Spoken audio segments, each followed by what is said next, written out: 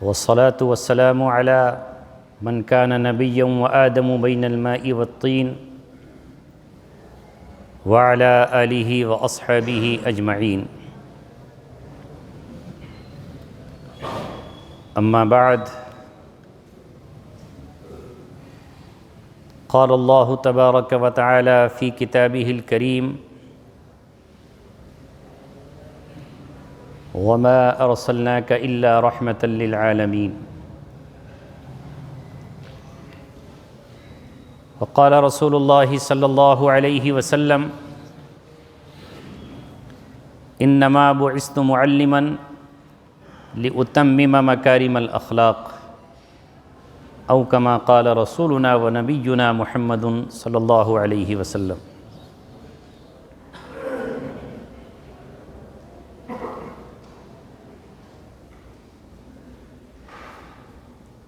ہویدا آج اپنے زخم پنہاں کر کے چھوڑوں گا، لہو رو رو کے محفل کو گلستاں کر کے چھوڑوں گا، دکھا دوں گا زمانے کو جو ان آنکھوں نے دیکھا ہے، تجھے بھی مثل آئینہ حیراں کر کے چھوڑوں گا.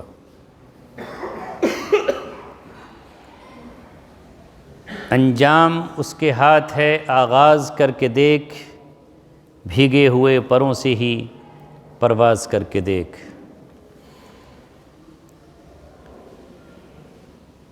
دل اللہ تبارک و تعالیٰ کی حمد اور ثنا سے لبریز ہے، اور جسم کا ہر حصہ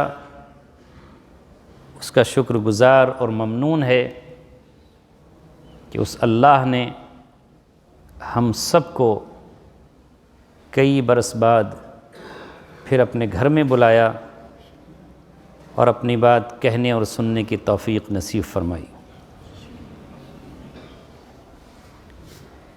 جن سے اللہ محبت کرتا ہے انہی کے لیے وہ اپنے دروازے کھولتا ہے، اور جن سے وہ نفرت اور غصہ کرتا ہے ان کے لیے اپنے دروازے بند کر دیتا ہے. کسی پر وہ رحمتیں نازل کرتا ہے اور کسی پہ اپنا غضب اتارتا ہے، کسی کو اپنے دامن رحمت میں جگہ دیتا ہے اور کسی کو لعنت زدہ کر کے محروم کر دیتا ہے. یہی ہے مارکہ خیر و شر، یہی ہے قصہ آدم و شیطان. ایک تکبر کا شکار ہوا، اپنے پر اس نے غرور کیا اور اللہ کے در سے دھتکار دیا گیا. اور دوسرا وہ ہے جس نے اپنا اعتراف قصور کیا، ندامت کے آنسو بہائے، رب کی طرف متوجہ ہوا، توبہ کی، انابت کی، اور پھر سے اسی مقام کا مستحق پایا جس کے لیے اس کو بنایا گیا تھا. ہم سب اولاد آدم ہیں، ابن آدم ہیں، ہم سب خطا کار ہیں، لیکن اللہ تبارک و تعالیٰ نے خطا کاروں کو موقع دیا ہے، ان کے لیے ایک دروازہ کھولا ہے. موت کا فرشتہ آنے سے قبل وہ دروازہ توبہ کھٹکھٹائیں اور اپنے معافی کا پروانہ اللہ سے لے آئیں. جس مقام سے گرے تھے اسی مقام پر پھر پہنچ جائیں. یہ ہے اللہ تبارک و تعالیٰ کا خصوصی فضل اور اس کی عنایت. یا ایھا الذین آمنوا توبوا الی اللہ توبۃ نصوحا.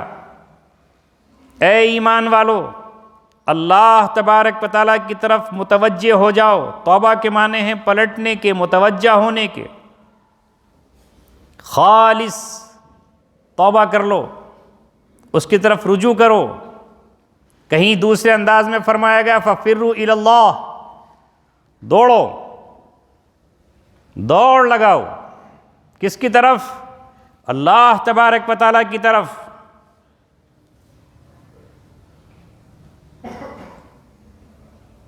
جمعے کے دن کے بارے میں کہا گیا جب اعلان ہو نماز جمعہ کا فَاسْعَوْا إِلَىٰ ذِكْرِ اللَّهِ، دوڑو اللہ تبارک و تعالیٰ کی یاد کی طرف۔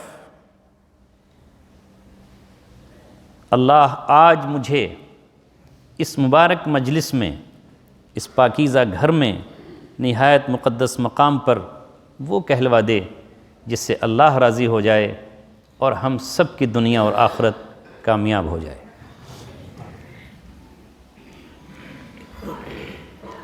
ذرا تصور میں جائیے، اللہ تبارک و تعالیٰ نے جب سے آدم علیہ السلام کو یہاں بھیجا، ابلیس بھی آیا اور کشمکش شروع ہو گئی۔ ابلیس اپنی محنت اور جد و جہد کرتا رہا، جو اللہ سے مہلت لی تھی، جو اسباب مانگے تھے، جو ذرائع اس نے طلب کیے تھے، جس قوت اور طاقت کو اور چھوٹ کو اس نے مانگا تھا وہ اللہ نے اسے عطا فرمائی، اور یہ کشمکش چلتی رہی یہاں تک کہ آج یہ دنیا، یہ کائنات اپنے آخری چھور پر ہے اور آخری مرحلے پر ہے۔ اس نے اللہ سے کہا تھا اور کہا ہے کہ میں ان کو بھٹکا کے رہوں گا، وَلَأُضِلَّنَّهُمْ، میں ضرور بضرور بھٹکاؤں گا۔ تو اس نے قسم کھائی ہے کہ میں ان کو بھٹکا کر رہوں گا۔ لَأَقْعُدَنَّ لَهُمْ صِرَاطَكَ الْمُسْتَقِيمَ، تیرے سیدھے راستے پر بیٹھ جاؤں گا۔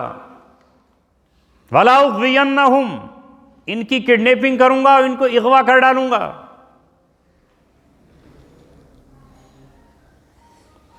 وَلَأُمَنِّيَنَّهُمْ، ان کو امیدیں دلاؤں گا۔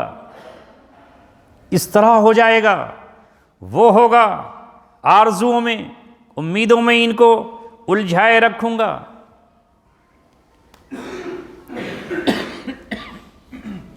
ان کو آرڈر کرتا رہوں گا، وَلَآمُرَنَّهُمْ، انہیں حکم دیتا رہوں گا، برابر اپنا فرمان جاری کرتا رہوں گا۔ یہ جانوروں کے کان ضرور بضرور کاٹیں گے اور تخلیق میں تبدیلی کر دیں گے۔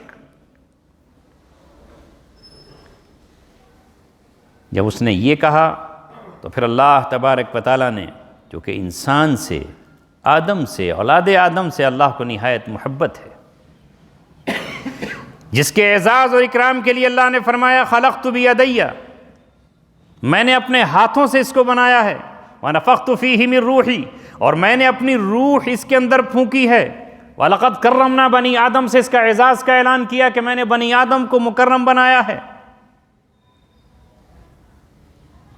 تو اللہ رب العزت نے پھر اس کی رہنمائی کے لیے، شیطانی اغوا سے بچانے کے لیے، اس کے جال پھندوں سے بچانے کے لیے، اور اس کی چیرہ دستیوں سے اس کو بچانے کے لیے اللہ نے انتظام فرمایا کہ میں بھی کتابیں اپنی بھیجتا رہوں گا اور اپنے رسول ارسال فرماتا رہوں گا اور نبیوں کو میں مبعوث کرتا رہوں گا۔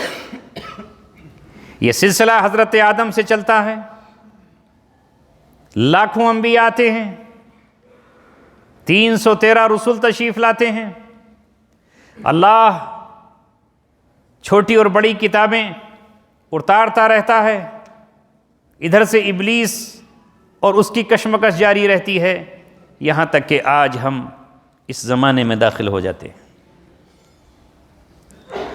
اب ہمارے سامنے اللہ تبارک و تعالیٰ کی کتاب موجود ہے، اس کو پڑھتے رہیے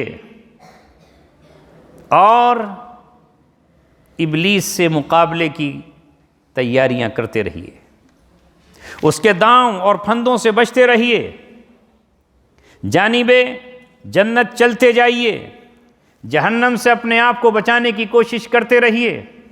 یہ میں نے ابتدائی نقشہ اس لیے کھینچا تاکہ پوری بات ہماری سمجھ میں آ جائے۔ پچھلے زمانوں میں اللہ تبارک و تعالیٰ نے انبیاء کا انتخاب کسی خاص قوم، کسی خاص علاقے، کسی خاص خطے کے لیے کیا، اور جب اللہ تبارک و تعالیٰ نے نبوت کے خاتمے کا فیصلہ فرمایا اور ختم نبوت کا اعلان فرمایا، اس آیت کے ساتھ ما کان محمد ابا احد من رجالکم ولکن رسول اللہ وخاتم النبیین، تو اللہ تعالیٰ نے پھر آپ کو مشرق و مغرب کے لیے، شمال اور جنوب کے لیے، اور اللہ رب العزت نے اس وقت سے لے کر کے صبح قیامت تک کے لیے اللہ کے رسول محمد رسول اللہ کا انتخاب فرما لیا گیا۔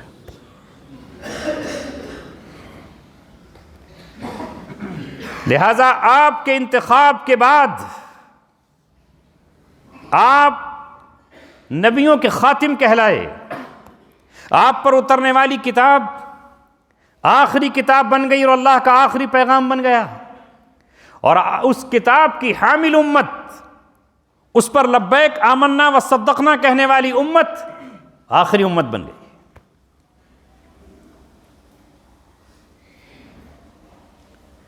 لہذا اب اس امت کی ذمہ داری کتنی بڑی ہو گئی اسے آپ سمجھ لیجئے۔ اس کی ذمہ داری میں مشرق تا مغرب، شمال تا جنوب، گورے اور کالے سب شامل ہو گئے، اور رسول اکرم صلی اللہ علیہ وسلم نے جس دن حجۃ الوداع فرمایا اس دن بہت سارے اعلان فرمائے، اور حجۃ الوداع پر جو آپ نے خطبہ دیا وہ تاریخی خطبہ ہے جس میں آپ نے جاہلیت کی تمام رسم و رواج کو ختم کر ڈالا، اور آپ نے کہا کہ میں جاہلیت کے تمام داغوں کو مٹانے آیا ہوں اور تمام رسم و رواج کو اپنے پیروں کے نیچے کچلنے کے لیے آیا ہوں۔ اور آپ نے اس وقت اعلان کر دیا کہ اب تک جو لوگوں نے اور انسانوں نے ابلیس اور شیطان کے کہنے پر اپنے آپ کو خانوں میں بانٹ رکھا تھا کہ عرب اپنے آپ کو عرب اور فصحا کہلاتے تھے اور باقی دنیا کو وہ عجم کہہ کر پکارا کرتے تھے، اپنے آپ کو عرب ہونے پر فخر کا دعویٰ کرتے تھے، گورے کالوں سے اپنے کو افضل اور برتر سمجھتے تھے، مالدار اپنے کو غریبوں سے اعلیٰ اور افضل سمجھتا تھا۔ رسول پاک صلی اللہ علیہ وسلم نے اعلان فرما دیا لا فضل لعربی علی العجم ولا لعجمی علی العرب۔ آج کسی گورے کو کالے پر اور کسی کالے کو گورے پر فضیلت نہیں ہے، آج کسی عرب کو عجم پر کوئی فضیلت نہیں ہے۔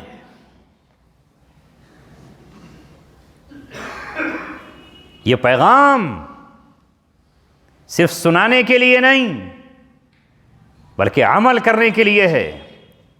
جن کو قرآن نے رضی اللہ عنہم ورضوا عنہ کا خطاب دیا وہ صحابہ کرام جنہیں اللہ تبارک و تعالیٰ نے دنیا ہی میں جنت کا سرٹیفکیٹ اور پروانہ عطا فرمایا، جنہیں اللہ تبارک و تعالیٰ نے اولئک ہم الراشدون کہہ کر خطاب کیا کہ یہ راشدین ہیں۔ کوئی ان پر تنقید نہ کرنے لگے، کوئی ان پر جرح و تعدیل نہ کرنے لگے، کوئی ان کی زندگی میں چھان اور پھٹک نہ کرنے لگے۔ اولئک ہم المفلحون قرار دیا، اولئک ہم المہتدون جن کو قرار دیا، اولئک الذین امتحن اللہ قلوبہم بالتقوی، جن کے تقوی کا امتحان اللہ تبارک و تعالی نے لے لیا۔ ہما شما کی کیا حیثیت ہے کہ وہ پھر کلام کرے حضرت بلال کی زندگی پر، وہ کلام کرے۔ ان صحابہ کرام نے عملاً اس کو ثابت کر کے دکھایا، ثابت کر دیا انہوں نے۔ وہ حضرت بلال رضی اللہ تعالیٰ عنہ کو، جن کی جائے سکونت حبشہ ہے، جو رنگ و نسل کے اعتبار سے عرب نہیں ہیں، جو اپنے چہرے کے اعتبار سے سرخ و سفید نہیں ہیں، لیکن جدھر سے ان کا گزر ہوتا انہیں سید کا خطاب دیا، انہیں سردار کا خطاب ملا، اور جس دن ان کا انتقال ہوا اس دن اسلام کے خلیفہ ثانی رسول اللہ صلی اللہ علیہ وسلم کے زمین پہ وزیر عمر ابن خطاب نے جو جملہ ان کے بارے میں کہا، تاریخ نے اسے قلم بند کیا ہے اور اسے آج ہم تک پہنچایا ہے۔ ماتا سیدنا، حالانکہ وہ برسوں تک برسوں تک ابی بن خلف کے غلام تھے، امیہ بن خلف کے غلام تھے۔ وہ پیغام کیا صرف آج ہماری زبانوں تک ہے؟ صرف ممبر و محراب کے خطبوں تک ہے؟ صرف اسٹیج کے جلسوں تک ہے؟ یہ ہماری دل کی دنیا میں بھی اترا ہوا ہے؟ یہ ہے پریشانی۔ یا ایھا الذین آمنوا ادخلوا فی السلم کافہ ولا تتبعوا خطوات الشیطان انہ لکم عدو مبین۔ اے ایمان والو، اسلام میں پورے کے پورے داخل ہو جاؤ اور شیطان کے نقش قدم پر نہ چلو جو تمہارا کھلا ہوا دشمن ہے۔ مفسرین سے پوچھئے، علماء سے معلوم کیجئے یہ آیت کب اتری ہے، اس کا شان نزول کیا ہے؟ مطلب یہ ہے کہ اسلام میں پورے کے پورا داخل ہونا ہوگا۔ جو اسلام نے کہہ دیا حلال وہ حلال ہے، جو اس نے کہا حرام وہ حرام ہے، جو اس نے جائز کہا وہ جائز ہے، جو اس نے ناجائز کہا وہ ناجائز ہے۔ یہ ان میں سے وہ پوری طرح سے تسلیم کرنا پڑے گا۔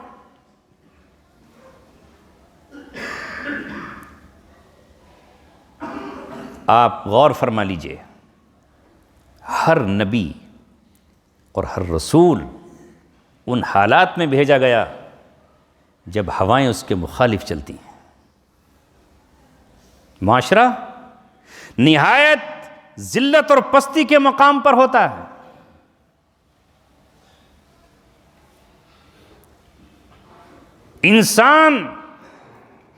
انسان کہلائے جانے کے قابل نہیں ہوتا، اس سے بہتر زندگی جانور گزارتے ہوتے ہیں، اس سے بہتر زندگی چرند اور پرند گزارتے ہیں، درندے اس کی درندگی سے شرما جاتے ہیں۔ ان حالات میں اللہ تبارک و تعالیٰ نے ہر نبی اور رسول کو مبعوث کیا۔ یہ اللہ کی آخری کتاب میں پڑھ لیجیے۔ اور نبی اپنی امت کے لیے، اپنی قوم کے لیے اور پوری انسانیت کے لیے رحم والا، رونے والا، آنسو بہانے والا ہوتا ہے۔ نوح علیہ السلام کا نام نوح اسی لیے تو ہے نا کہ وہ نوحہ کرتے تھے، روتے تھے، اپنی قوم کے حالت پر آنسو بہاتے تھے، اس لیے ان کو نوح کہا گیا۔ ابراہیم علیہ السلام کو لأواہ حلیم کا خطاب ملا گیا، وہ آہیں بھرتے تھے، آہ میری قوم، آہ میرا باپ، آہ میرے یہ شہر بابل کے رہنے والے، یہ عراق کے رہنے والے۔ وہ راتوں کو روتے اور اللہ تبارک و تعالیٰ سے آہیں بھرتے، اور حلیم بھی تھے۔ ان کو کیا کیا نہ تانے ملے اور کون سی بھپتیاں ان پر نہیں کسی گئیں، کیسی کیسی ان کی مذاقیں اڑائی گئیں۔ وہ جذبات میں جذباتی نہیں ہو جانے والے تھے، اس لیے ان کا خطاب، ان کو اللہ نے حلیم کا خطاب دیا ہے۔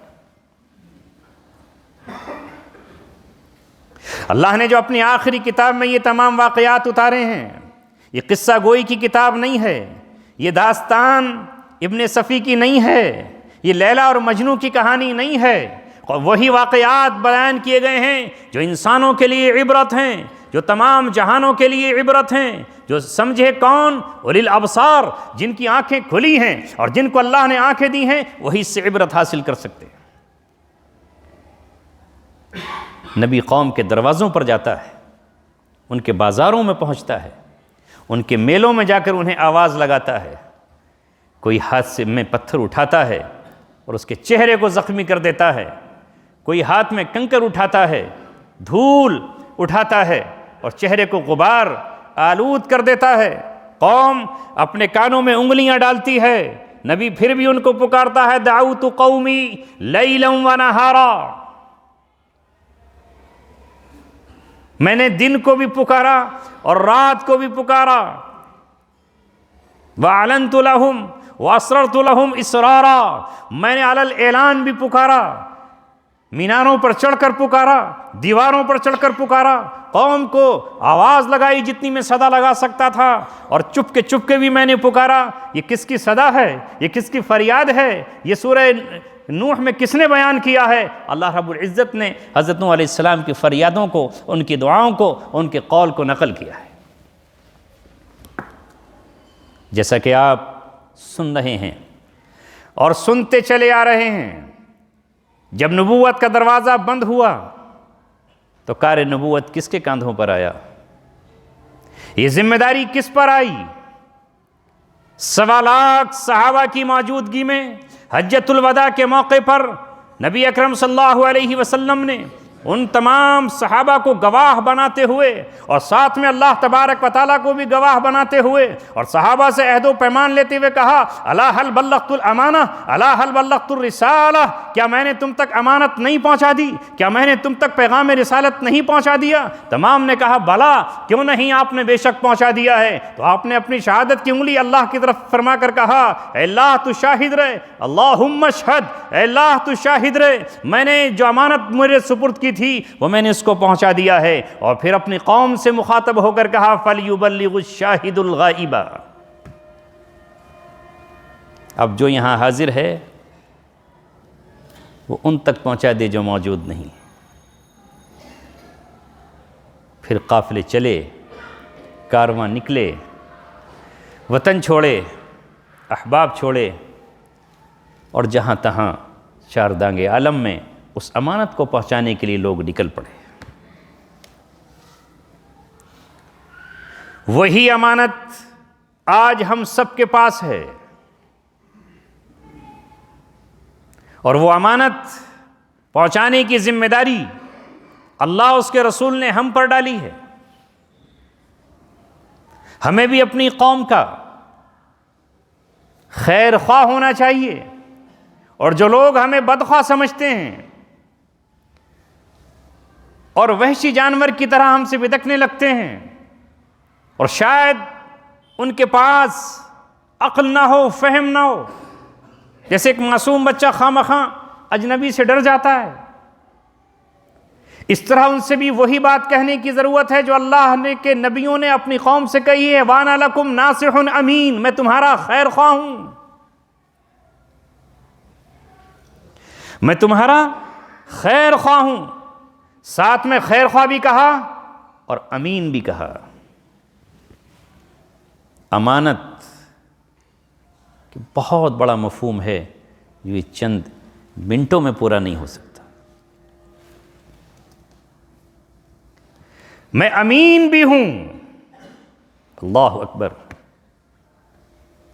بہت زبردست صفت ہے۔ یہی نبی اکرم صلی اللہ علیہ وسلم نے 40 سال تک مکہ میں رہ کر ثابت کیا کہ میں امین ہوں۔ کس ماحول میں ثابت کیا؟ جہاں مال لے کر کوئی دوسرے کا واپس نہیں کرتا، خیانت ہی خیانت کا دور ہے۔ کون تھا جو اس پورے مکہ میں، وادی بطحہ میں امین کے لقب سے پکارا گیا؟ یہ عبداللہ کا در یتیم تھا، یہ آمینہ کا نور نظر تھا، یہ بنو ہاشم کا چشم و چراغ تھا، یہ ہاں وہی عبداللہ کی دعا تھی جس میں مانگا گیا تھا آپ کو، ابراہیم علیہ السلام کی دعا تھی جس میں آپ کو مانگا گیا تھا ہوئے پہلوئے آمنہ سے ہوئے دا، دعائے خلیل اور نوید مسیحا۔ ان کو امین کا لقب ملا۔ جب وہ امانت ثابت کر دی انہوں نے، تو اللہ تبارک و تعالیٰ نے وہ امانت جس کا انتظار صدیوں سے اس کائنات کو تھا، ہر رسول ہر نبی اس چاہت میں تھا وہ امانت ہمیں مل جائے۔ پہاڑ تو انکار کر دیے، زمین انکار کر بیٹھی، اور آسمان بھی اس کے اٹھانے سے باز رہے اور گھبرا گئے اور خوف زدہ ہو گئے۔ وہ امانت اللہ تبارک و تعالیٰ نے اس غار سور میں، غار ہیرا میں، غار سور تو جہاں پناہ لی وہ ہے، غار ہیرا میں اللہ رب العزت نے محمد رسول اللہ صلی اللہ علیہ وسلم کے سپرد کر دی،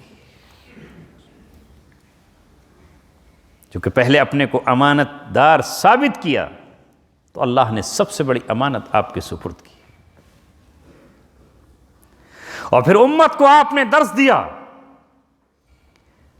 تم میں جو کوئی ایمان کا دعویٰ کرے، ایمان کا دم بھرے اور ایمانیات کا اظہار کرے، وہ امانت سے خالی نہ ہو۔ لا ایمان لمن لا امانت لہ، اس کا ایمان نہیں جس کے پاس جو امانت دار نہیں۔ یہی ہے انبیاء کرام کی زندگی میں اور عام رہبروں میں فرق۔ عام رہبر خائن ہوتے ہیں اور نبی خائن نہیں ہوتا۔ عام رہبر پہلے اپنے مقصد کی بات کرتے ہیں، مجھے کتنا فائدہ ہوگا، میرے کو کیا پروفٹ ہوگا، مجھے اس میں کیا ملے گا۔ لیکن نبی بے غرض، امت کا غمخوار، امت کا ہادی، امت کا رہبر، اور اس کے لیے تڑپنے والا اور رونے والا، بے طلب اور بے غرض ہوتا ہے۔ اس لیے رسول اللہ صلی اللہ علیہ وسلم ان سے بھی جو ان کے خون کے پیاسے ہیں، جو رات بھر تلواریں لیے ان کے انتظار میں کھڑے ہیں کہ کب محمد رسول اللہ اپنے گھر سے نکلیں گے اور ہم ان کے ٹکڑے ٹکڑے کر ڈالیں گے، تمام سرداران قریش اور تمام سرداران مکہ جس انتظار میں ہیں کہ آج قصہ ہی ختم کر دیں گے اور اس کے لہو سے اپنے ہاتھوں کو رنگین کر کے فخر کے دعوے کریں گے۔ لیکن وہ ہے جو ان کی امانتوں کو اپنے بھائی اور بعد میں ہونے والے اپنے داماد حضرت علی مرتضیٰ کے حوالے کرتے ہیں، اے علی میرے بستر پر لیٹ جاؤ، میری چادر اوڑھ کر لیٹ جاؤ، تمہیں کوئی گزندر نقصان نہیں پہنچائے گا، یہ امانت فلاں ابن فلاں کی ہے، یہ امانت فلاں ابن فلاں کی ہے، یہ اس کا اور اس کا ہے، ان کے سپرد کر کے پھر تم مدینے آنا۔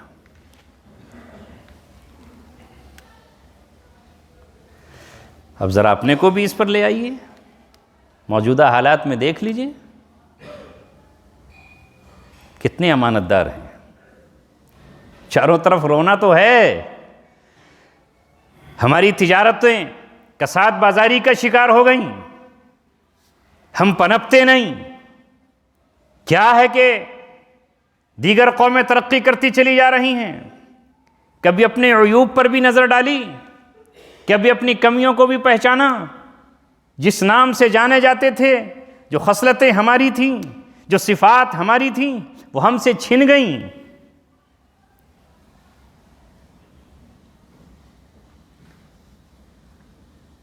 اور کوئی اور ہم سے لے گیا، بازی کوئی اور مار گیا۔ آؤ دیکھو رسول پاک صلی اللہ علیہ وسلم جب کوہ صفا پر چڑھتے ہیں اور اعلان کرتے ہیں، 40 سالہ کریکٹر ان کے سامنے پیش کرتے ہیں، 40 سال کا کردار ان کے سامنے پیش کرتے ہیں، جہاں ان کے تمام کھڑے ہوئے ہیں اور سارے کے سارے ٹکٹکی باندھ کر آپ کو دیکھ رہے ہیں، تو آپ نے اس وقت فوراً اعلان نہیں کر دیا، بلکہ اپنے 40 سالہ کردار اور کریکٹر کو پیش کرتے ہوئے کہا، کیف وجدتمونی، تم نے مجھے کیسا پایا۔ اگر آپ نے ظلم و ستم کیا ہوتا تو زبانیں کہتی کہ آپ ظالم ہیں، آپ نے فلاں کے ساتھ ظلم و ستم کیا ہے۔ اگر آپ نے ناحق کسی کا قتل کیا ہوتا تو آوازیں اٹھ کھڑی ہوتی کہ آپ نے تو فلاں کا قتل کیا ہے۔ اگر آپ نے کسی کی آبرو کی طرف نگاہ بھر کے دیکھا ہوتا تو لوگ کہتے کہ آپ کی نظروں سے ہماری بیٹی کی عزت یہ دامن تار تار ہوا ہے۔ اگر آپ شراب کی مجلسوں میں گئے ہوتے تو لوگ کہتے کہ آپ نے تو فلاں موقع پر شراب کے جام چھلکائے ہیں۔ اگر آپ کہیں کسی موقع پر ناچ گانے کی محفل میں گئے ہوتے تو فوراً سما آ جاتا کہ ہم نے آپ کو تو وہاں اس محفل میں دیکھا ہے۔ لیکن ایک زبان ایسی نہیں تھی، ایک دل ایسا نہیں تھا، اور کوئی شخص یہ نہیں کہہ سکتا تھا کہ آپ کے دامن پر وہ ہاتھ رکھ سکے، بلکہ سب نے کہا انت صادق امین، آپ سچے ہیں اور آپ امانت دار ہیں۔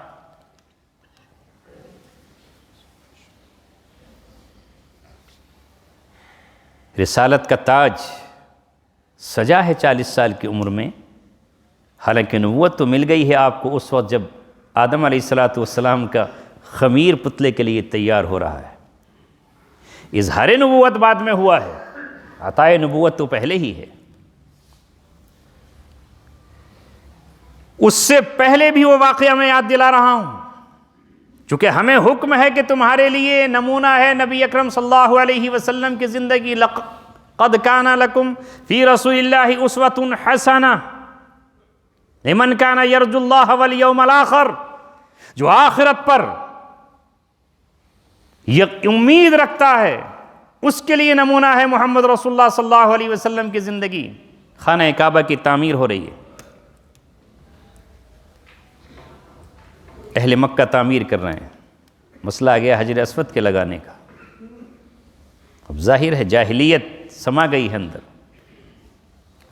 وہ قبیلہ کہہ رہا ہے کہ ہم اعلیٰ اور افضل ہیں، وہ کہہ رہے ہیں ہم برتر اور بالا ہیں، ہم لگائیں گے۔ تلواریں کھنچ گئیں. دیکھیں کون اس پتھر کو ہاتھ لگاتا ہے, کون ہے ماں کا جیالہ جو اسے چھو کر دکھائے. ہاتھ کاٹ لیے اور برتن میں خون نچوڑ لیا اور کہا دیکھتے ہیں کون. قریب تھا کہ امن کے گھر میں, بیت اللہ جسے امن کا گہوارہ کہا گیا ہے, وہاں خون کی ندیاں بہہ جائیں. زمانہ جاہلیت میں بھی وہ 4 مہینے جنگ نہیں کیا کرتے تھے, کیونکہ اس موسم میں لوگ حج کیا کرتے تھے, اس احترام میں وہ نہیں کرتے تھے, حکم بھی تھا. لیکن آج جاہلیت اور فخر اور تکبر اور بڑائی اس درجے عروج پر پہنچی ہوئی ہے کہ وہاں تلواریں کھینچے ہوئے ہیں. بزرگوں کو اللہ تبارک و تعالی ہوش مندی اور دانش مندی عطا کرتا ہے, اور نوجوان صرف جذبات کا شکار ہوتے. اگر یہاں چند بزرگ بیچ میں نہ آتے تو نہ جانے کتنے گھر اجڑتے, نہ جانے کتنی بیویوں کے سہاگ اجڑتے, نہ جانے کتنی مائیں اپنے یتیم بچوں کو لیے بیوگی کی زندگی گزارتی. مگر چند نے کہا کہ آج چھوڑو, جذبات میں فیصلہ مت کرو, کل فیصلہ کریں گے. طے یہ پایا کہ کل جو شخص حدود حرم میں سب سے پہلے داخل ہوگا وہی ہمارا سرپنچ اور امیر ہوگا, اور جو وہ فیصلہ کرے گا ہم اس کو تسلیم کر لیں گے. ہو گیا جھگڑا ختم. اب ہر شخص انتظار میں ہے, صبح میں پہلے پہنچوں. بنو طے اپنے انتظار میں ہیں, بنو تمیم اپنے انتظار میں ہیں, بنو ہاشم اپنے انتظار میں ہیں, ہر قبیلہ چوتھا بنو امیہ سوچ رہے ہیں آج یہ فخر ہمیں حاصل ہو جائے. لیکن اللہ تبارک و تعالیٰ اعلان کر چکا تھا کہ اب جہاں کا امام بنا کر, سرداروں کا سردار بنا کر, بادشاہوں کا بادشاہ بنا کر, تاج نبوت جس کے سر پہ ہم نے سجایا ہے, اب وہی بازی لے کر جائے گا, کوئی نہیں آ سکتا.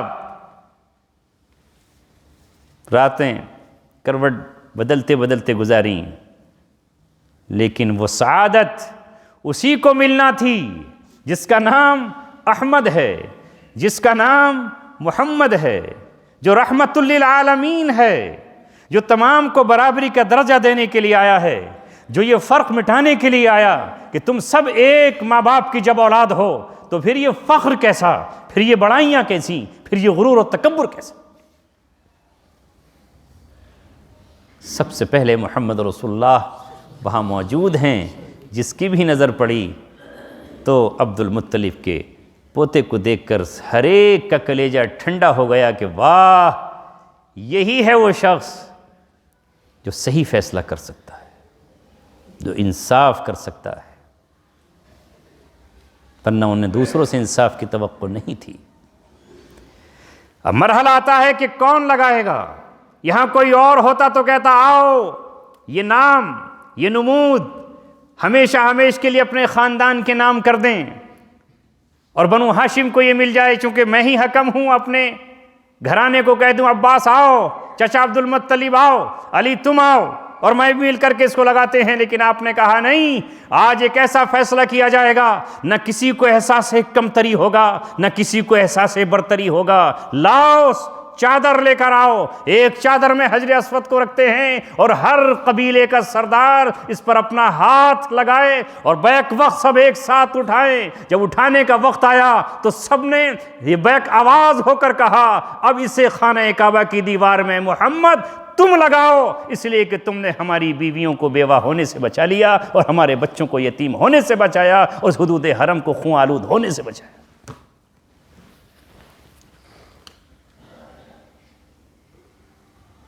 قیامت تک کے لیے یہ اسوہ ہے محمد رسول اللہ صلی اللہ علیہ وسلم کا. جو اس پر چلے گا اسے اس جہاں میں بھی عزت ملے گی اور آخرت میں اسے امن و امان, راحت و سکون والی جس کا نام دار السلام ہے, وہ جنت ملے گی.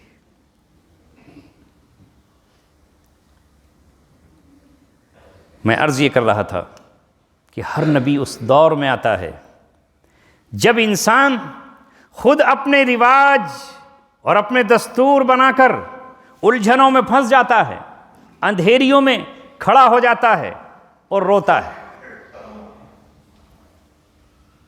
یہ میں نے اس لیے عرض کیا ہے کہ یہ امت آج سے پھر طے کر لے کہ وہ صادق کا لقب حاصل کرے، وہ امین کا لقب حاصل کرے. چند ہی دنوں کے بعد کایا پلٹ جائے گی. آج افسوس کی بات یہ ہے کہ سود خور، سود پر رقم دینے والے وہ امین بن گئے، اور جو سودی نظام سے بچانے اور بچنے کے لیے آئے تھے وہ خائن بن گئے. کیوں؟ آج بینک میں روپے رکھ کر آدمی مطمئن ہے کہ وہاں مجھے پیسے کا حساب مل جائے گا، اور ہمیں 10,000 روپے دینے کے لیے تیار نہیں ہے کہ ہو سکتا ہے یہ 10 بھی نہ ملیں. کہاں سے چلے تجارت ہماری؟ ہر شخص اپنے آپ میں تنہا زندگی گزارنا چاہتا ہے، حالانکہ اسلام نے، نبی نے، قرآن نے، منفعت ایک ہے اس قوم کی، نقصان بھی ایک، حرم پاک بھی، دین بھی، اللہ بھی، قرآن بھی ایک. کیا بڑی بات تھی جو ہوتے مسلمان بھی ایک؟ فرقہ بندی ہے کہیں اور کہیں ذاتیں ہیں. کیا زمانے میں پنپنے کی یہی باتیں ہیں؟ اس کا نظام اجتماعی بنایا. یہ جو آج ہم بیٹھے ہیں یہ مسجدیں کیوں بنائی گئیں؟ کیوں کہا گیا لا صلاۃ لجار المسجد الا فی المسجد؟ مسجد کے پڑوسی کی نماز بھی نہیں ہوگی مگر مسجد میں. عبداللہ ابن مکتوم ایک نابینا صحابی ہیں، آئے رسول پاک صلی اللہ علیہ وسلم کے پاس، کہا اللہ کے رسول نابینا ہوں، ٹھوکریں لگتی ہیں، قدم زخمی ہو جاتے ہیں، کبھی گر پڑتا ہوں، اجازت ہے مجھے کہ گھر میں نماز پڑھ لوں؟ آقا رحم دل تھے، فرمایا اگر یہ پریشانی ہے، یہ مشکل ہے تو آپ گھر ہی میں نماز ادا فرما لیں. جبریل آ گئے، کہا بلاؤ ان کو، بلاؤ. پوچھا کہ اذان کی آواز جاتی ہے گھر تک؟ کہاں پہنچتی ہے. کہا پھر گنجائش نہیں ہے، آئیے کسی کا سہارا لے کر ہی آئیے اور مسجد میں نماز ادا کیجیے.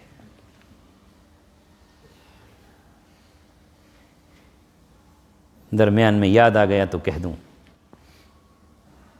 میں نے جہاں 7 سال گزارے وہاں دل اغیار سے زخمی نہیں ہوا، حکام نے کبھی نہیں ستایا، مجھے تو کہہ کر بھی نہیں پکارا، کسی طرح کا ویسے کوئی تشدد میرے ساتھ نہیں کیا، مگر دل زخمی تھا، آنکھوں سے اشک جاری تھے، دل جل کر کوئلہ اور کباب ہوا. تو ان سے جو صاحب ایمان تھے، اہل ایمان تھے، لیکن نمازیں نہیں پڑھتے ہمارے ساتھ، تنہا کوئی الگ نماز پڑھ رہا ہے، کوئی 2 کو لے کے نماز پڑھ رہا ہے، کوئی 3 کو لے کے نماز پڑھ رہا ہے، اس پر بھی بس کرتے تو ٹھیک تھا، سامنے والے کو نہ جانے کن کن فتووں سے، القاب سے نوازا جا رہا تھا، اور تحریک یہ کہ اس کے پیچھے نماز مت پڑھو. اللہ اکبر. یہ امت اللہ کی رحمت کا تو انتظار کر رہی ہے، مگر رحمت آئے گی کہاں سے؟ ید اللہ علی الجماع کیوں کہا؟ کیوں کہا اللہ تبارک و تعالی نے جماعت کو؟ سوائے عذر ہی میں تو آپ ادا الگ کر سکتے ہیں. تو نماز اجتماعی، زکوٰۃ اجتماعی، غم اجتماعی اور خوشی اجتماعی. کسی کا انتقال ہو جائے تو اسے دفنانے جاؤ، بیمار ہو جائے تو رشتہ دار عزیز و قریب عیادت کو جائیں. کتنا ثواب بیان کیا میت کو قبرستان لے جانے کا. اجتماعی طور پر دعا کرو، ورنہ حکم ہو جاتا کہ ٹھیک ہے بیٹا الگ سے دعا کر دے، بیوی الگ سے دعا کر دے، وہ الگ سے دعا کر دے. ہر خوشی اور غم اجتماعی. نکاح کیا اب نکاح میں یہ تو آپ نے پابندی نہیں کی کہ نکاح والے دن آپ سب کو بلائیے، بلکہ جس کو دعوت دے آ جائے، لیکن اس کے بعد اولم ولو بشاتن، آپ نے عبد الرحمن بن عوف رضی اللہ تعالیٰ عنہ سے کہا کہ اب خوشی میں ولیمہ تو کر دیجیے۔ یہاں تک کہ آپ نے سفر میں بھی اگر نکاح کیے تو کچھ نہیں تھا تو ستو ہی جمع کر لیا گیا، جو کچھ پاس تھا وہی جمع کر لیا گیا، مگر اس خوشی میں بھی اللہ کے رسول صلی اللہ علیہ وسلم نے اپنے اصحاب کو جمع فرمایا۔ عید کی نماز اکیلا پڑھ لے گا نا امام؟ تھا ایک ایسے ہی شخص ہمارے ساتھ، کہنے لگا عید کی نماز پڑھیں گے یہیں پر۔ ہم نے کہا عید کی نماز کی کچھ شرائط ہیں، جو جمعے کی شرائط ہیں وہ عید کی بھی ہیں، اگر وہ کھولیں گے تمام وارڈوں کے لوگ تو پڑھ لیں گے۔ میٹنگ ہوئی صاحب، نہیں ہم تو پڑھیں گے۔ پھر اس نے کہا کہ اگر کوئی نہیں پڑھے گا تو میں اکیلا پڑھوں گا۔ تو میں نے کہا شریعت تیرے باپ کا کھیل ہے کیا؟ اکیلے ہی خطبہ پڑھ لے گا، اکیلے ہی نماز پڑھے گا؟ پھر لوگوں نے کہا نہیں مفتی صاحب چھوڑیے وہ کوئی بات نہیں ہے، جو پڑھے وہ پڑھے، نہ پڑھے۔ پڑھ لی 5 لوگوں نے۔ پھر بھی غیر مسلمین ہنسے، کہنے لگے کہ کیا بھائی مفتی صاحب، آدھے لوگوں نے آپ کی نماز پڑھی، آدھوں نے نہیں پڑھی، آپ کی ایسے بھی ہوتا ہے کیا؟ دل کے پھپھولے جل اٹھے سینے کے داغ سے، اس گھر کو آگ لگ گئی گھر کے چراغ سے۔ اللہ تبارک و تعالیٰ کی رحمت انہی شرائط کے ساتھ آئے گی جو اس نے شرطیں عائد کی ہیں، انہی اصول و ضوابط کے ساتھ آئے گی۔ دنیا کا ہر بادشاہ، ہر حکمران، کوئی بھی شخص اصول کی خلاف ورزی کر سکتا ہے، مگر اللہ تبارک و تعالیٰ اپنے ضابطوں کی خلاف ورزی نہیں کرتا۔ اللہ تعالیٰ کی سنتیں نہیں بدلتی، اس کی نصرت، اس کی مدد، رحمتیں اور برکتیں آئیں گی انہی کے ساتھ جو اللہ تبارک و تعالیٰ نے شرائط سے مشروط کیا ہے۔ اللہ رب العزت کو تعداد کی ضرورت نہیں ہے، ایک شخص ہوگا اللہ تبارک و تعالیٰ اسی کے لیے جبریل کو بھیجے گا، اسی کے پاس میکائیل آئے گا۔ کوئی ماں، کوئی بیٹی، کوئی بہن ثابت کر دے اپنے آپ کو تو پھر اسی کے پاس، اس کے آنچل پر سجدہ کرنے کے لیے جبریل عرش اعظم سے آئے گا۔ کوئی بتائے تو صحیح کہ میں مریم ہوں، کوئی بنے تو صحیح کہ میں عائشہ کی روحانی بیٹی ہوں۔ اللہ تبارک و تعالیٰ کے یہاں رنگ اور نسل نہیں دیکھی جاتی۔ قوم کتنا ہی کہے یہ کہاں سے آ گیا، اللہ کسی کا پابند نہیں ہے۔ تو میں پھر عرض کر رہا ہوں، آج کیا ہے؟ ایک طرف پیسہ ہے، ایسا نہیں کہ پیسہ نہیں ہے، وہ تو اللہ کے رسول کی پیشن گوئی اور خوف پورا ہو چکا ہے، جو آپ نے کہا تھا کہ مجھے اپنی امت پر فقر و فاقے کا خوف نہیں ہے، مجھے امت پر خوف یہ ہے کہ دنیا اپنے بازو ان پر پھیلا دے گی اور یہ ایسے ہی ہلاک ہو جائیں گے جیسے پچھلی امتیں ہلاک ہوئی تھیں۔ ہاں، دنیا نے آج اپنے بازو پھیلا دیے ہیں، مال تو ہے، ایک طرف مال بھی ہے، دوسری طرف غربت بھی ہے، کاش ہم اپنے نبی کے پیغام کو سمجھ لیں تو ہماری غریبی بھی دور ہو جائے۔ مال ہے لیکن وہ زکوٰۃ نہیں نکال رہا، ادھر مین پاور ہے، محنت کرنے کے لیے بازو ہیں، مگر چونکہ دل میں ہمیں یہ ہے کہ یہ بے ایمانی کر لے گا، اس لیے ہم شراکت داری کے لیے تیار نہیں۔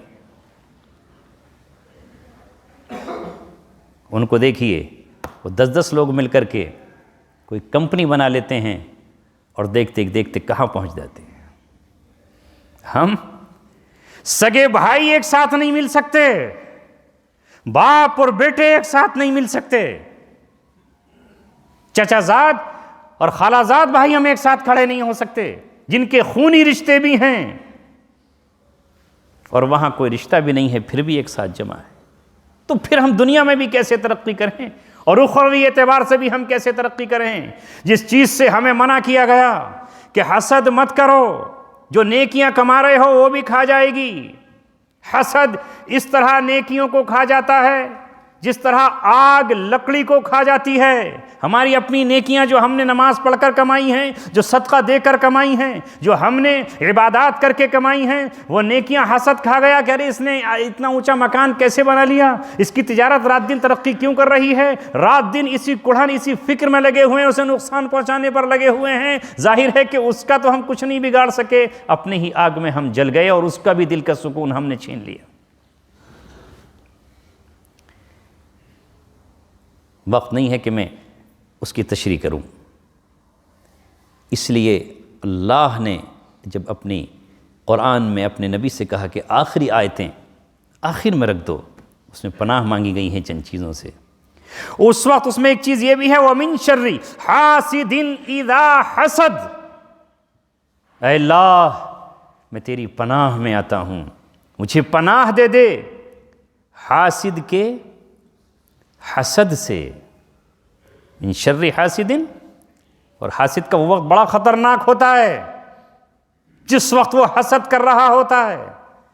جب وہ حسد کر رہا ہو اس وقت پناہ میں مجھے اپنی لے لیجئے گا، ورنہ اس کی حسد کی آگ مجھے جلا کر خاک کر ڈالے گی اور میں تباہ و برباد ہو جاؤں گا۔ اس وقت کوئی حاسد حسد کر رہا ہوتا ہے تو اس کی حسد کی آگ میں وہ جلتا ہے، تو جس طرح آگ سے شعلہ نکلتا ہے اسی طرح اس کے دل سے شعلہ نکلتا ہے اور اس کی آنکھ میں آتا ہے اور آنکھ اس کی سرخ ہو جاتی ہے، اور یہ حسد کی آنکھ جب کسی پر پڑتی ہے تو اس کو اپنے حسد سے جلا ڈالتی ہے۔ یہ ہے وہ جو بد نظر کہلاتی ہے، جس کو اللہ کے رسول نے کہا العین حق، آنکھ حق ہے۔ یہ وہ بد نظری ہوتی ہے کہ کسی دیوار مکان پر پڑی تو وہ کریش ہو گیا، کسی گاڑی پر پڑی تباہ ہو گئی، اور کسی کی اولاد پر پڑی تو ختم ہو گئی۔ لیکن ہمیں منع کیا گیا کہ ہم حسد نہ کریں، مانگیں اس اللہ تبارک و تعالیٰ سے جس نے اس کو دیا ہے وہ ہمیں بھی عطا کر دے۔ اس لیے رسول پاک صلی اللہ علیہ وسلم نے جو دعائیں سکھائی ہیں کاش ان کو ہم پڑھ لیتے، اپنی زندگیوں میں شامل کر لیتے، اور مناجات مقبول میں یا حزب البحر میں جو علماء نے جمع فرما دی، حسن حسین میں جمع کر دی ہیں، وہ ہم اپنے ہفتے کا معمول بنا لیتے کہ اللہ کے رسول نے کیسی کیسی دعائیں ہم کو سکھائیں۔ آپ نے فرمایا اللہم لا تجعلنی حاسدا، اے اللہ مجھے حاسد مت بنائیے گا، وجعلنی محسودا، مجھے محسود بنا دیجیے۔ محسود کا مطلب جس کے پاس نعمت ہو تو مجھے نعمتوں والا تو بنائیے، نعمتیں مجھے دے دیجیے، مجھ سے لوگ چاہے حسد کر لیں لیکن میں حسد نہ کروں۔ اب حسد کی آگ میں جل رہے ہیں۔ حضرت حکیم اختر صاحب نور اللہ مرقدہ بہت پائے کہ بزرگ عارف باللہ، حضرت شاہ ابوالحق صاحب نور اللہ مرقدہ کے خلیفہ گزرے ہیں، آپ نے ان کی کتاب میں اور نام سنا ہے۔ فرمایا آپ نے ایک جگہ جونپور میں ایک مرتبہ مشاعرہ ہو رہا تھا، تو شاعروں نے ایک طرح دی کہ اس پر ذرا شعر بنا کے لاؤ، تو بہت سارے شاعر شعر بنا کر لائے۔ پہلا مصرع تھا اس کا، کوئی نہیں جو یار کی لا دے خبر مجھے، کوئی نہیں جو یار کی لا دے خبر مجھے۔ لگائے مصرے بہت سے لوگوں نے۔ ایک نوجوان بچہ تھا، عنفان شباب میں تھا، اس نے اس کا اگلا مصرع لگایا، کوئی نہیں جو یار کی لا دے خبر مجھے، اے سیل اشک تو ہی بہا دے ادھر مجھے۔ یعنی میرے محبوب کی خبر تو مجھے کوئی لا کے نہیں دے رہا ہے، اے آنسو اتنا بہو کہ یہ سیلاب بن جائیں اور میں بہہ کر اپنے محبوب کے پاس پہنچ جاؤں۔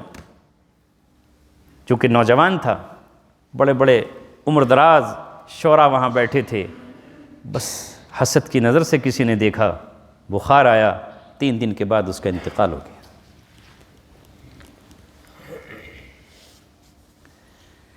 اے رسول اللہ صلی اللہ علیہ وسلم کے پیارے امتیوں، جس چیز کے لیے اللہ کے رسول آئے وہ فریضہ اب ہمارے اوپر ہے۔ آپ نے فرمایا علماء امتی کا انبیاء بنی اسرائیل، میری امت کے علماء بنی اسرائیل کے انبیاء کی مانند ہیں۔ یہ تو قطعی بات ہے کہ وہ درجہ تو کسی کو نہیں مل سکتا، جب کسی صحابی کو کوئی ولی، کوئی غوث، کوئی ابدال، کوئی قطب نہیں پہنچ سکتا تو نبی کے مقام کو کون پہنچ سکتا ہے؟ مگر یہ آپ سمجھانے جا رہے ہیں کہ علماء امتی کا، انبیاء بنی اسرائیل کا مطلب یہ ہے کہ جو ذمہ داری اس وقت انبیاء کرام کی تھی وہ میری امت کے علماء کی ہے۔ وہ پیغام نبوت اب آپ کو پہنچانا ہے، وہ مشقتیں آپ کو جھیلنی ہیں، وہ شدائد آپ کو برداشت کرنے ہیں، اور اس امت کا ناصح بن کر آپ کو نکلنا ہے، دروازوں پر جانا ہے، گھر گلی اور کوچوں میں ان کو پکارنا ہے اور دعوت دینا ہے، اے لوگو ادھر آؤ، پلٹ آؤ، ادھر توبہ کر لو، اللہ کی طرف رجوع کر لو، مصائب آ رہے ہیں تو پھر اللہ تبارک و تعالیٰ کے سامنے گڑ گڑاؤ۔ ہر نبی نے اپنی قوم سے کہا استغفروا ربکم، اپنے رب سے مغفرت طلب کرو۔ کہیں فرمایا کہ استغفار کرو گے تو یہ بارشیں جو نہیں ہو رہی ہیں، یرسل السماء علیکم مدرارا، تمہارے اوپر بارشیں برسائے گا اللہ تبارک و تعالی،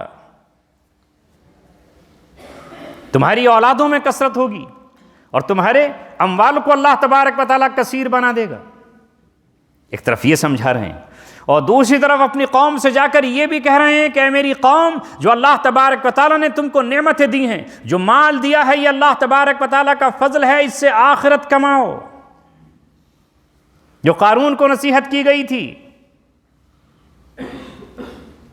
کہ دنیا کا اپنا حصہ بھی لے لے اس سے اور آخرت بھی اس سے کما لے، مگر اس نے کہا مجھے آخرت نہیں چاہیے۔ اب ذرا غور کیجئے، قرآن میں نبی لوگوں سے جا کر کیا کہتے ہیں؟ اتبنون بکل ریع آیۃ تعبثون، کیا تم بناتے ہو ہر اونچے مقام پر ایک ایسی عمارت جو بالکل عبث ہے؟ اتبنون بکل ریع آیۃ تعبثون، عمارتیں بنانے کا تمہیں شوق ہے، عمارتوں میں فخر کر رہے ہو۔ یہ رسول اللہ صلی اللہ علیہ وسلم کی بات نہیں، پچھلے نبی کی بات ہے۔ قوم عاد اور قوم سمود سے سمجھایا جا رہا ہے اور ان سے کہا جا رہا ہے، چونکہ اللہ نے ان کو ترقیات سے نوازا تھا اور اپنی قوت اور طاقت کے نشے میں چور، وہ یہ کہا کرتے تھے من اشد منا قوہ، ایسی سیندریاں بناتے دیواروں پر، ایسی نقش کاری کرتے کہ لوگ بھول جاتے کہ ہم کسی باغ میں کھڑے ہیں یا کسی چمن میں کھڑے ہوئے ہیں، دیواروں پر بناتے۔ الذین جابوا الصخر بالواد، وادیوں کو چھیل ڈالا اور پہاڑوں کو انہوں نے تراش کر اس میں اپنے مکانات بنائے۔ قوم سمود نے یہ کیا اور قوم عاد نے اس سے پہلے اپنے مکانات بنائے، مگر جب اللہ تبارک و تعالیٰ کا عذاب آیا اور نبی ان کو ڈراتے رہے کہ ایسا مت کہو، تو وہ نبی ان سے جا کر کہہ رہے ہیں کہ تم یہ عمارتیں ایسی کیوں بنا رہے ہو جو عبث ہیں، تمہیں کتنے دن یہاں رہنا ہے؟ آئے کہتے ہیں وَتَتَّخِذُونَ مَصَانِعَ لَعَلَّكُمْ تَخْلُدُونَ، اور کارخانے کیسے بنا رہے ہو؟ مثلا کارخانے کو تو کہتے ہیں، فیکٹریاں کیسی؟ جیسے ہمیشہ ہمیش رہو گے، ہمیشہ ہمیش نہیں رہنا ہے۔ یہ جو کچھ آپ دیکھ رہے ہیں دنیا میں، ایسا بناؤ کہ یہاں سے جانا ہی نہیں ہے۔ وہ ان کی علامت ہے، عاد اور سمود کی۔ انبیاء کرام یہ بتانے کے لیے آتے ہیں کہ یہ گھر تمہارا عارضی ہے، کن فی الدنیا کانک غریب، دنیا میں ایسے رہو جیسے مسافر رہتا ہے،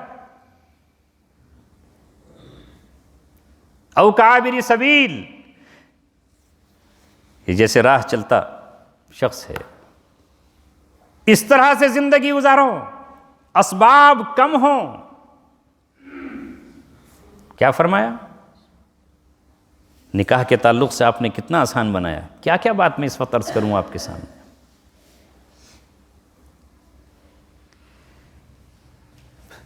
سب سے برکت والا نکاح کون سا ہے؟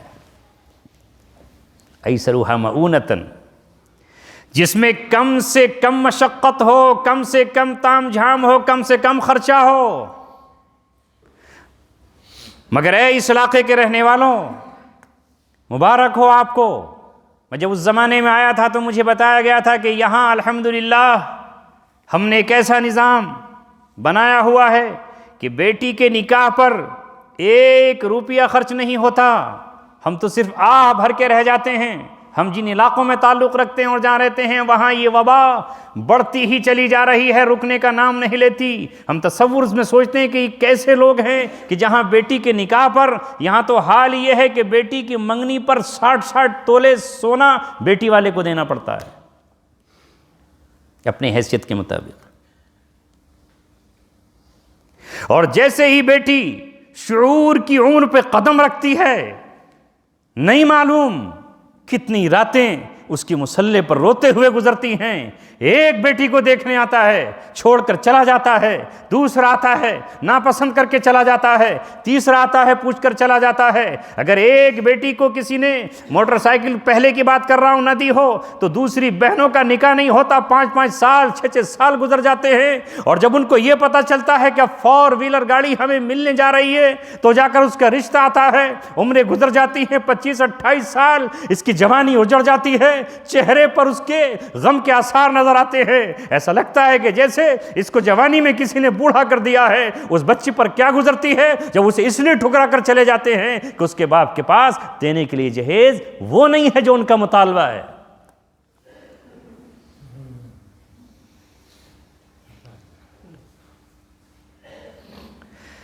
کیا یہ امیر اللہ کے رسول صلی اللہ علیہ وسلم کے سامنے منہ دکھا سکیں گے؟ کیا کل قیامت میں یہ کہہ سکیں گے جو آج مجھے بتایا گیا 6 لاکھ 6.5 لاکھ کا دہلی میں صرف ایک امیر فنکشن ہال کرائے پہ خریدتا ہے، خرچہ لگ رہا کھانے کا 6.5 لاکھ روپے کا فنکشن ہال خریدا جاتا ہے، اس میں دعوت دی جاتی ہے اور کھانے زمین پہ بکھیرے جاتے ہیں، جانوروں بندروں کی طرح کھاتے ہیں۔ نہ مہمان کا اکرام، کچھ نہیں، آؤ اور جانور کی طرح کھا کر چلے جاؤ۔ پیسے کا یہ لٹانا اور پھر رونا کیا؟ ہمیں ستایا جا رہا ہے، ہمارے ساتھ معاملات انصاف کا نہیں کیا جا رہا۔ تو اللہ کے رزق کے ساتھ ظلم کر رہا ہے، تو اپنی ذات پہ ظلم کر رہا ہے۔ تیری وجہ سے نہ جانے کتنی بچیاں، کوئی نہیں آیا ان کا رشتہ مانگنے کے لیے، جوانیاں ان کی ڈھل گئیں، اولادیں ہونا تھی اس سے صالح، نہ جانے کتنی ایسی لڑکیاں ہیں، کتنی عورتیں ہیں، خون کے آنسو آتے ہیں۔ کاش اللہ تبارک و تعالیٰ اس امت کو توفیق دے دے کہ وہ اپنے نبی سے حقیقی محبت کا جو رشتہ ہے اسے قائم کر لے۔ اب ذرا آپ آ جائیے، کیا تھے اہل عرب، کیا تھا 1400 برس پہلے ان کا حال، اور بلکہ 1935 اور 39 تک ان کا کیا حال تھا؟ کوئی تھا ان کی طرف دیکھنے والا؟ چند کھجوروں کے سوا ان کے پاس کیا تھا؟ بکریاں چرانے اور اونٹوں کے چرانے کے سوا ان کے پاس کیا تھا؟ مگر اللہ تبارک و تعالیٰ نے 1400 برس پہلے جب اپنی آخری نعمت ان کو عطا کر دی، اپنا آخری رسول ان کے بیچ مبعوث کر دیا، اور جب آخری پیغمبر ان کو دے دیا، دنیا کی بیش بہا دولت ان کو دے دی، اور جب اللہ تبارک و تعالیٰ نے انہی کے بیچ خانہ کعبہ بنا دیا، دنیا کا مرکز ان کو بنا دیا، اللہ نے اس خطے کو وحی کے محبت کے طور پر چنا، اللہ تبارک و تعالیٰ نے اسے خطہ انبیاء اور رسول بنا دیا، تو پھر اللہ رب العزت نے دنیاوی اعتبار سے بھی ان کے ہاں پیٹرول اور ڈیزل کے خزانے اور گیس کے خزانے اور سونے چاندی کے پہاڑ بنا دی۔ دو ساری نعمتیں میں تمہیں دیتا ہوں، روحانی نعمت بھی، اخروی نعمت بھی، اور دنیاوی نعمت بھی۔ دنیا تمہارے در پہ آ کے بھکاری ہے، ساری دنیا تم سے بھیک مانگے گی، ہمیں ویزا دے دو، ہم رسول اللہ کے در کی زیارت کرنا چاہتے ہیں، ہمیں اجازت دے دو سفر کی، ہم اللہ کے در پہ حاضری دینا چاہتے ہیں۔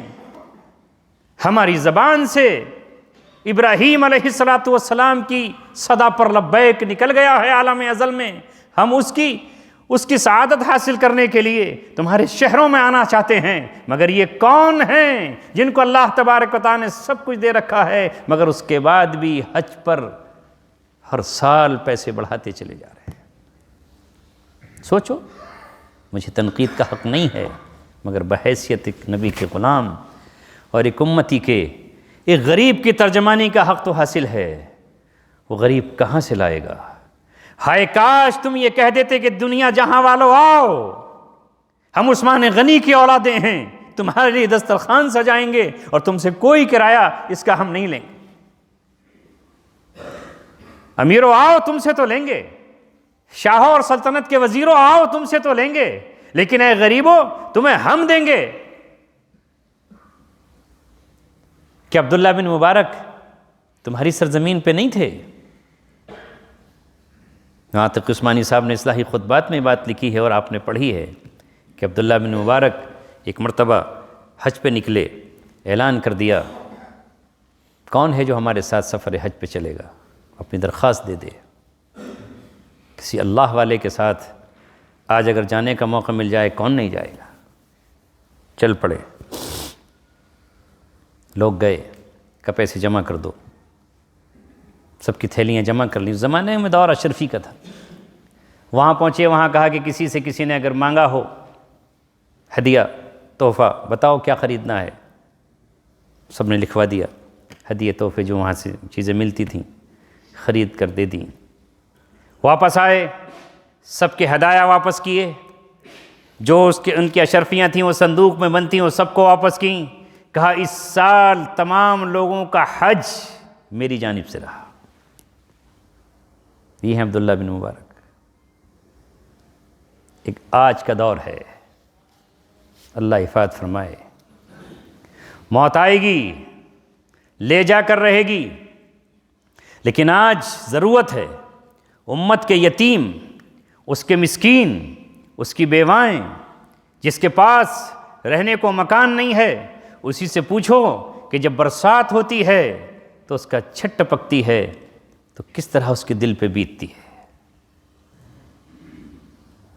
اس لیے اسلام مال کمانے کو منع نہیں کرتا، لیکن ساتھ میں یہ بھی کہتا ہے کہ وَفِي أَمْوَالِهِمْ حَقٌّ مَعْلُومٌ لِلسَّائِلِ وَالْمَحْرُومِ۔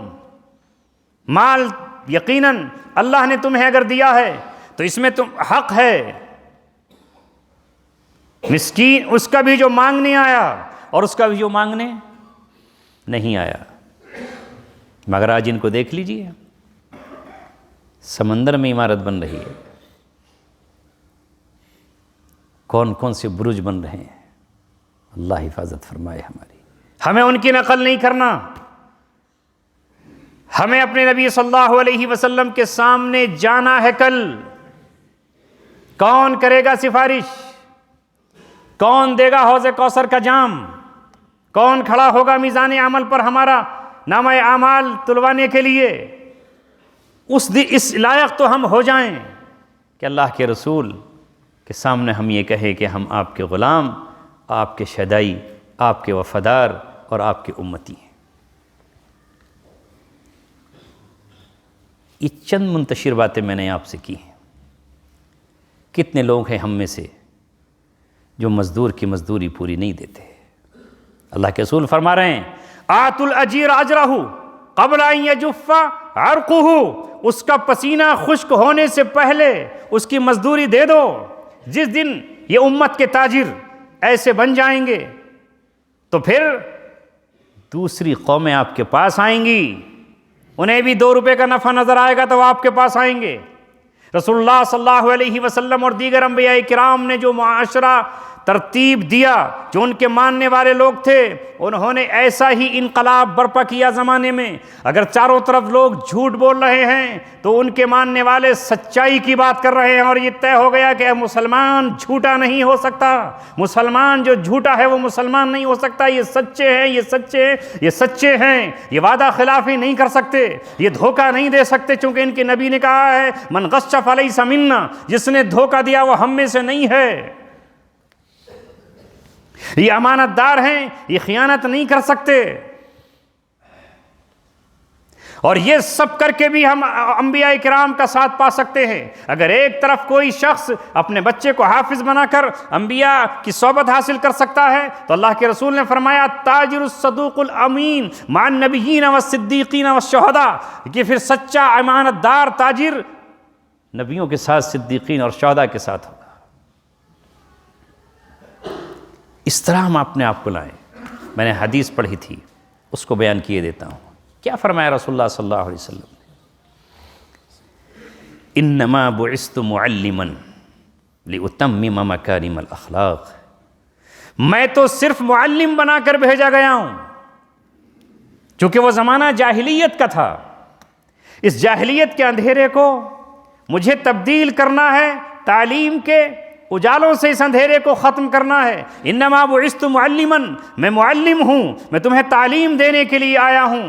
یعلم الکتاب والحکمہ، میں کتاب اور حکمت سکھانے کے لیے تمہیں مبعوث کیا گیا ہوں، اور ان کی ذمہ داری بتا رہا ہے قرآن۔ وَيُزَكِّيهِمْ، اور وہ تزکیہ کرنے کے لیے آئے ہیں۔ آپ نے نفس کا تزکیہ بھی کیا ہے، تو ہمیں اپنے نفس کے تزکیے کی بھی ضرورت ہے کہ اپنے دل کو نفس کو اور دل کو اپنے پاک اور صاف کر لیں، اور اللہ سے دعا بھی کریں، اللہم طہر قلوبنا، اے اللہ ہمارے دل کو پاک کر دیجئے، اور اے اللہ ہمارے نفس کو پاک بنا دیجئے۔ یہ ساری دعائیں بھی ہمیں کرنی ہیں، اس کی محنتیں بھی کرنی ہیں، اور پھر دیکھیے اللہ تبارک و تعالیٰ کی نصرتیں کیسے آتی ہیں۔ لوگ کہنے لگیں کہ بااخلاق یہ ہے، نظر آئے چاروں طرف، دنیا بھی ہماری کامیاب اور آخرت بھی ہماری کامیاب۔ وہ جب بھیجے گئے نبی پاک صلی اللہ علیہ وسلم تو چاروں طرف سے کراہیں تھیں، ایک طرف معصوم بچیاں تھیں جو زمین میں زندہ دفن کی جا رہی تھیں، اور کوئی ان کا پوچھنے والا نہیں تھا۔ ایران کے کسریٰ کو کیا پڑی تھی، کوئی ان بچیوں کے سلسلے میں لفظ بولے، اور روم کے قیصر کو کہاں پڑی ہوئی تھی کہ وہ ان کے بارے میں کوئی بات کرے، مگر نہ جانے کہاں کہاں وہ بیٹیاں زندہ زمین میں دفن ہوتیں، اور جیسے ہی انہیں دنیا کا شعور ہوتا، کوئی اور نہیں، باپ اپنی بیٹی کو جنگل میں لے جاتا، ایک درندہ بھی اپنے بچے کو قتل نہیں کرتا، شیر اپنے بچے کے لیے سارے جہاں سے لڑ جائے گا، ایک کتا اپنے بچے کے لیے دنیا بھر کو پھاڑ ڈالے گا، ایک بندر باولا اور پاگل ہو جائے گا اگر اس کے بچے کو کسی نے چھیڑ دیا۔ مگر یہ کیسا انسان تھا 6 صدی عیسوی کا کہ یہ اپنی بیٹی کو زندہ دفن کر رہا ہے، اس کی کمزوری کا فائدہ اٹھا رہا ہے، اور اس صنف نازک کے ساتھ وہ ظلم و ستم کر رہا ہے۔ آسمان رو رہا تھا، زمین کراہ رہی تھی، درخت چرمرا رہے تھے، مگر کوئی ان کی صدا سننے والا نہیں تھا، یہاں تک کہ اللہ تبارک و تعالیٰ نے آمنہ کے گھر میں ایک در یتیم کو بھیجا جسے حلیمہ سعدیہ نے دودھ پلایا۔ اس نے آ کر اعلان کیا، میں اللہ تبارک و تعالیٰ کی طرف سے وہ پیغام لے کر آیا ہوں کہ آج کے بعد کوئی اپنی بیٹی کو قتل نہ کرے، اور فرمایا وَإِذَا الْمَوْءُودَةُ سُئِلَتْ بِأَيِّ ذَنبٍ قُتِلَتْ، اس دن قیامت میں جو درگور کی گئی ہیں زندہ بیٹیاں، ان کو اللہ تبارک و تعالیٰ اٹھا کر لائے گا، اور مقدمہ اس کے باپ کے خلاف کھڑا کیا جائے گا۔ وہ اس سے پوچھا جائے گا، اے بیٹی بتا تجھے کیوں قتل کیا گیا تھا؟ آخر وہ کیا جواب دے گی؟ وہ یہ کہے گی، اے اللہ تو ہی بتا مجھے کیوں قتل کیا گیا تھا، میں تو صنف نازک تھی، نہ میں تلوار اٹھانے کے قابل تھی، نہ میں تیر بھالا چلانے کے قابل تھی، بس میرا جرم یہی تھا کہ میرا اپنا کوئی اختیار نہیں تھا۔ تو نے کہا تھا یہبو لمن یشاء اناسا ولمن یشاء الذکور، وہ جسے چاہتا ہے بیٹے عطا کرتا ہے اور جسے چاہتا ہے بیٹیاں عطا کرتا ہے۔ میرا جرم یہ تھا کہ رحم مادر میں تو نے مجھے کلمہ کن سے بیٹی بنایا تھا، بس بیٹی ہونا ہی میرا جرم ہے، اس بنیاد پر اس نے مجھے زندہ دفن کر دیا تھا۔ جنہوں نے کلمہ پڑھا انہوں نے اس فعل سے توبہ کر لی۔ لا تقتلوا اولادکم، من املاق کا جب پیغام آیا روک لیے ہاتھ اور اپنی بیٹیوں کی پرورش کرنے لگے۔ لا تقتلوا اولادکم خشیۃ املاق کا جب حکم آیا تو روک لیا انہوں نے اپنے آپ کو۔ زمانہ دور حاضر کی جاہلیت آج پھر سے یہی ہم سے کہتی ہے، اپنی اولادوں کو قتل کرو اور اپنی اور خاندانی منصوبہ بندی بناؤ۔ رزق کہاں سے آئے گا، روزی کہاں سے آئے گی، معیار کہاں سے بنے گا، اسٹیٹس کہاں سے بنے گا، تعلیم کہاں سے بنے گی، دنیا کچھ بھی آواز لگا رہی ہو، مگر آپ تو اپنے نبی کے اس فرمان کو سن کر کے کہو نہیں، اگر بیٹی آئی ہے تو میرے لیے بشارت ہے، توبہ ہے، مزدہ ہے، یہ میرے لیے ستر من النار ہے، یہ میری جنت کی ضامن ہے۔ اللہ کے رسول نے فرمایا من عال جاریتین، جس نے 2 اپنی بیٹیوں کی پرورش کر لی، اور وہ قیامت میں اس طرح آئے گا، قیامت میں اس طرح آئے گا، جاء یوم القیامت انا وہو کہاتین، جس طرح یہ 2 انگلیاں ہیں اور آپ نے اپنی انگلیوں کو ملا لیا۔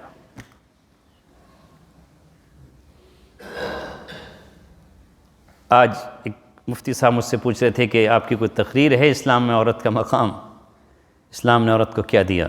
میں نے کہا انشاءاللہ کبھی موقع ملا تو بتاؤں گا، چونکہ ابھی تک تو ایسا موقع تھا نہیں۔ کیا دیا اسلام نے عورت کو؟ یہی آج ہم دنیا کو بتانے جا رہے ہیں اور ہمیں اس کا عملی نمونہ پیش کرنا چاہیے۔ بیٹیوں کو خوش رکھیں، اور ساتھ ہی ساتھ آگے ایک بات اور آپ سے عرض کر دوں کہ زمانہ قیامت کی چال چل رہا ہے، ہمیں بھی چونکہ داعی کی حیثیت میں جینا ہے تو داعی کے پاس وہ چیزیں بھی ہونی چاہیے جس سے لوگ متاثر ہوں۔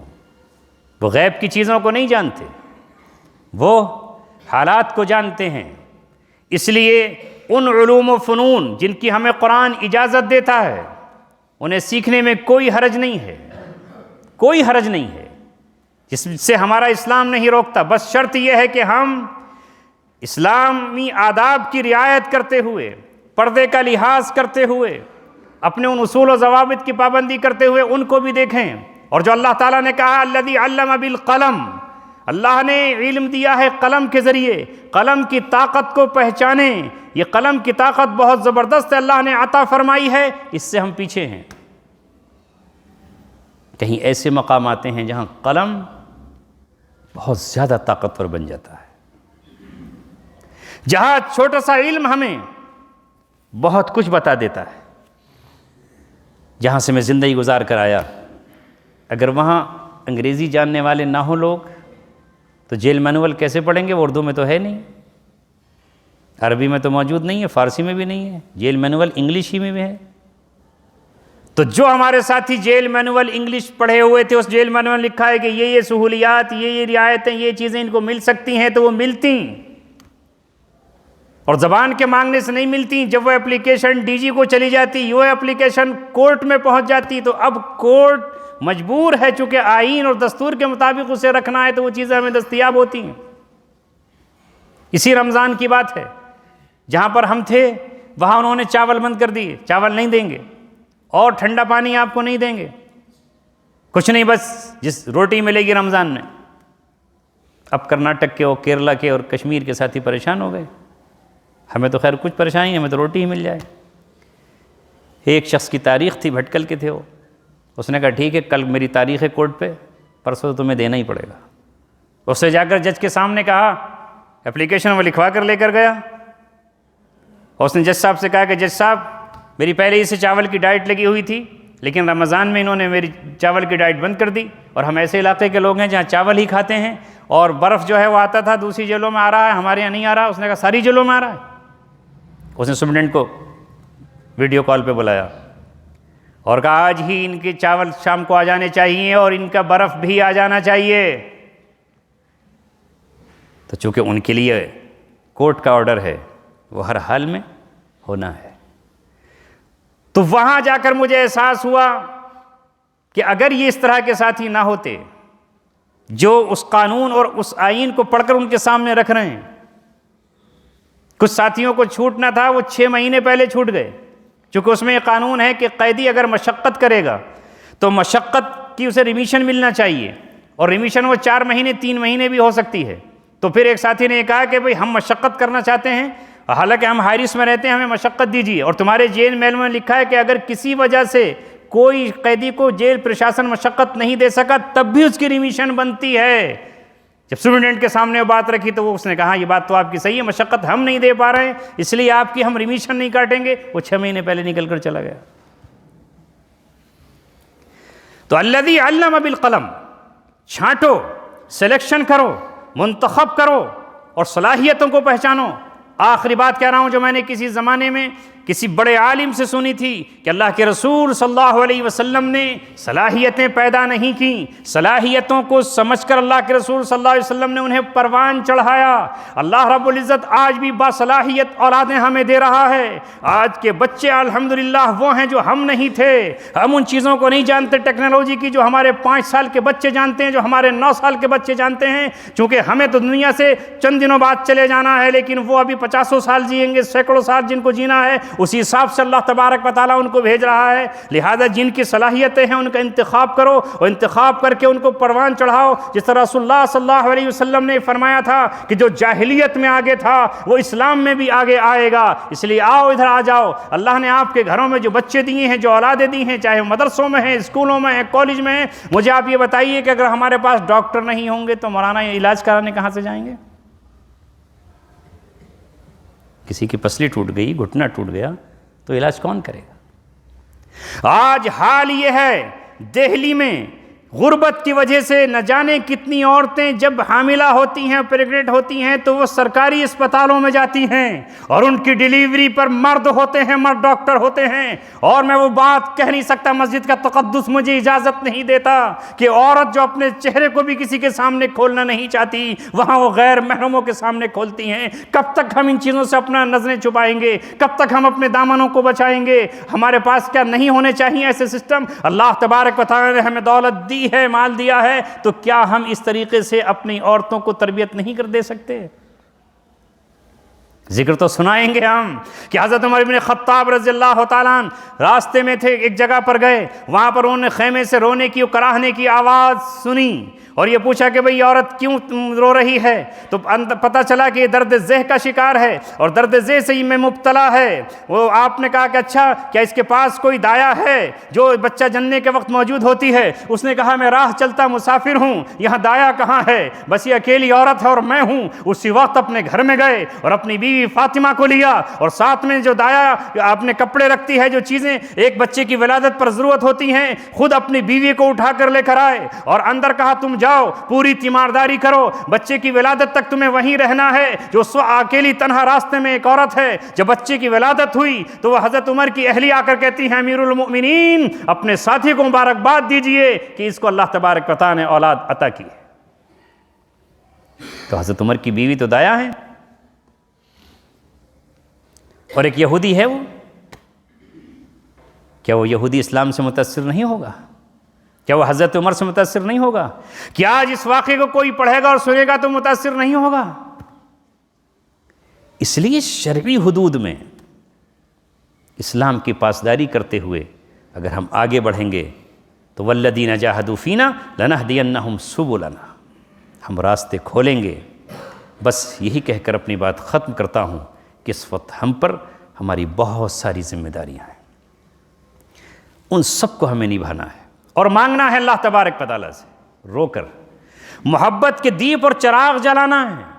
علماء دوسرے علماء سے محبت کریں، اپنے اس بچے سے جو ہمارا بچہ ڈاکٹر ہونے جا رہا ہے، جس کی آرزویں ہیں، جس کی امیدیں ہیں اور جس کے خواب ہیں، وہ ہو سکتا ہے یہ چاہتا ہو کہ میں اپنی قوم کی خدمت کروں گا۔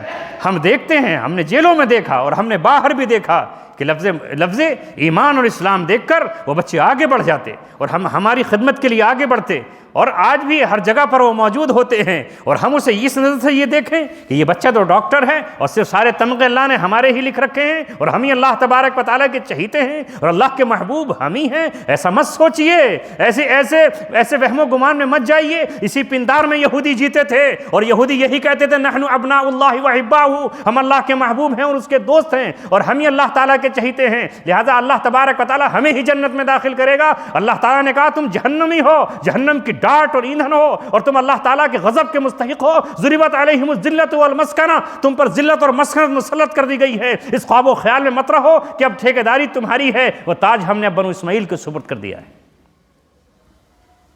وہ واقعہ، وہ عورت ہے، وہ فاحشہ ہے، وہ ایک طوائف ہے، وہ جس سے سماج نفرت کرتا ہے، لیکن وہ جب ایک کتے کو پیاس سے تڑپتے ہوئے دیکھتی ہے اور اس سے بلکتے ہوئے دیکھتی ہے، اس کے اندر کا ضمیر جاگ اٹھتا ہے، اپنا موزہ نکالتی ہے اور کنویں سے پانی کھینچ کر کے اس کتے کو پلا دیتی ہے۔ یہ کسی اور نے خبر نہیں دی ہے، یہ صادق اور امین نے خبر دی ہے، جس نے جنت و جہنم کو اپنی آنکھوں سے شب معراج دیکھا ہے۔ اس نے جنت میں کھڑی اس عورت کو دیکھ کر تمہیں بتایا ہے کہ وہ صرف اس بنیاد پر جنت میں گئی ہے کہ اس نے کتے کو پانی پلایا ہے۔ اور وہ عورت جو رات کو تہجد پڑھتی تھی، جو شب زندہ دار تھی، جو رات کو آہیں بھرتی تھی، لیکن ایک بلی کو پال کر نہ اسے آزاد چھوڑا اور نہ اسے کھانے کے لیے کچھ دیا، وہ بلی تڑپ تڑپ کے مر گئی، اسے رسول اللہ نے جہنم میں جلتے ہوئے دیکھا۔